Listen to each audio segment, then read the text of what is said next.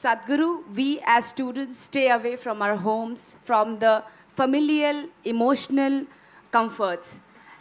In terms of our careers, we move out seeking greener pastures. In that, we seek company in opposite sex. Some people get into relationships which gradually progresses to physical intimacy. Sadhguru, the question is then why, as generations, we cannot discuss it openly? Or is premarital sex still a taboo? See, this is not some kind of a prescription. This is an individual need. Right now, we must understand this.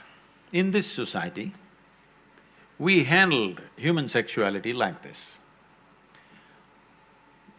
Before a girl attains puberty, they are named. This is the boy you're going to marry at the age of 6 or 7. They don't marry, but they keep telling him, your uncle's son, this guy, you're going to marry him, you're going to marry him. They're telling him, you're going to marry her. So they have not seen each other, they have not met each other, they have nothing going, but emotionally they're being bound. Before they touch each other physically, they want them to be emotionally bound in a strong way. So this is the technique of the culture, how they dealt with it.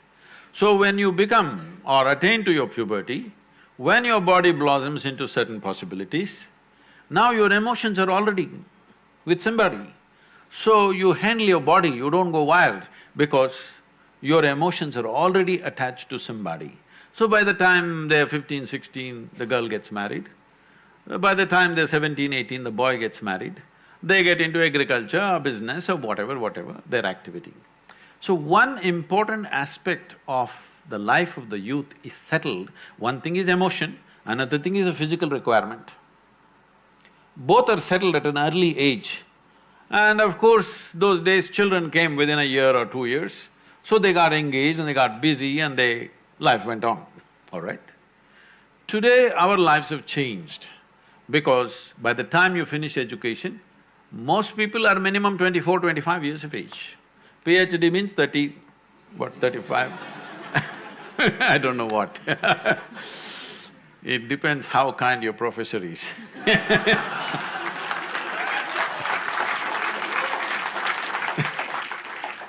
So, let us say average education time is 25 years of age. By the time they get employment and settle down somewhere to reasonable financial security, 30 years of time, all right? The peak of human hormonal function is between 15 to 30. You're not teaching people some ascetic way to live. You're not giving them some sadhana that they're transforming their energy into some other possibility and attaining to something else. There is no such thing. And there's close proximity with the opposite sex. If you don't want to address it, then you will create an unhealthy society, very unhealthy society, which unfortunately is finding expression in violent ways in our society because we've not addressed the fundamental needs of a human being. First thing is nourishment. If nourishment is taken care of, you must understand, nourishment is survival. Once survival is taken care of, naturally the species, this is not even individual, the species that you are is longing to reproduce. This is how it's built. It's longing to reproduce because this is survival of the species. If people don't reproduce, there is not going to be human race, isn't it? So, your body and your mind plays many tricks and how when you look at somebody, you suddenly think they're the most beautiful, suddenly you think they're the most fantastic, you will discover later many things.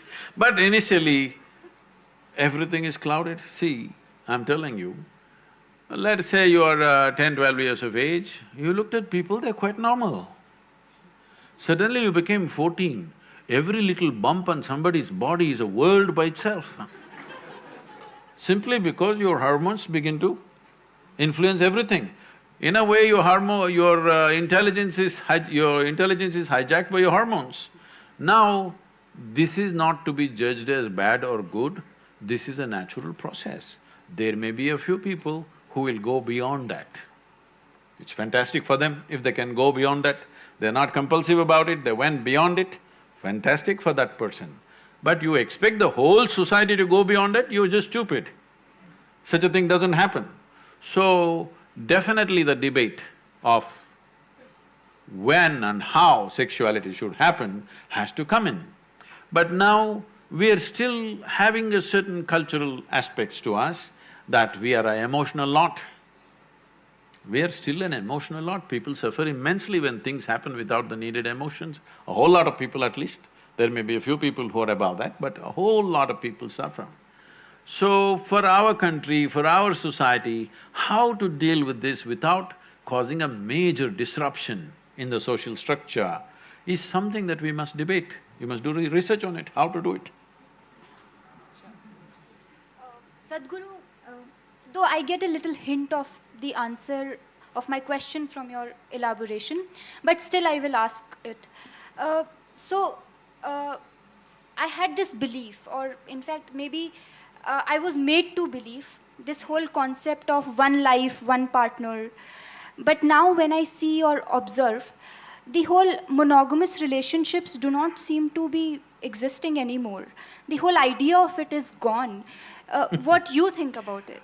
Oh, it's not gone, maybe in JNU it's gone.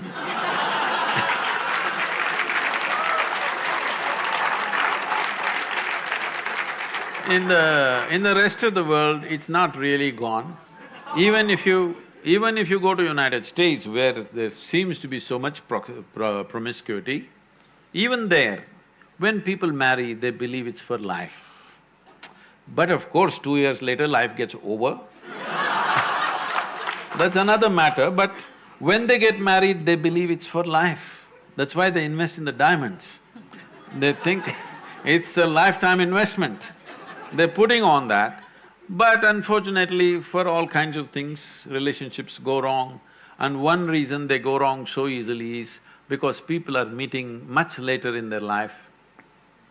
See, when people met much younger, when their personalities were not concretized, they met early, 17, 18, then two people became like one person very easily.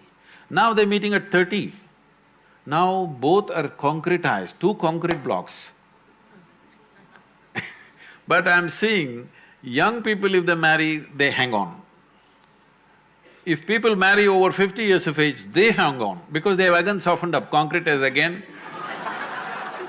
Between 30 and 50, it's a bit of a concrete block, you know, strong persona. Now, friction happens. Well, if they are wise, they will find something beyond.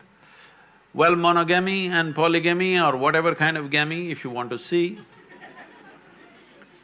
the important thing we need to understand is, you know, we are all here. You and me are here. This means a man and woman came together some time ago. Maybe you think their parents, you know, they don't love, they don't do sex, they don't do anything. Just because a priest uttered a mantra, you were born, probably. No, it's not like that. Somebody had a physical need, so they handle it through marriage, and we are here. And now we can, at a certain age, at a stage in your life, when you become 18, you become always against marriage. But when you were 3 years of age, you were for marriage, your parents' marriage. When you were 3 years of age, were you not glad your parents had a stable marriage? Hello? Yes. When you're 18, you think of free sex and no marriage and everything. But once again, if you become 50, 55, then you will look for a relationship that lasts.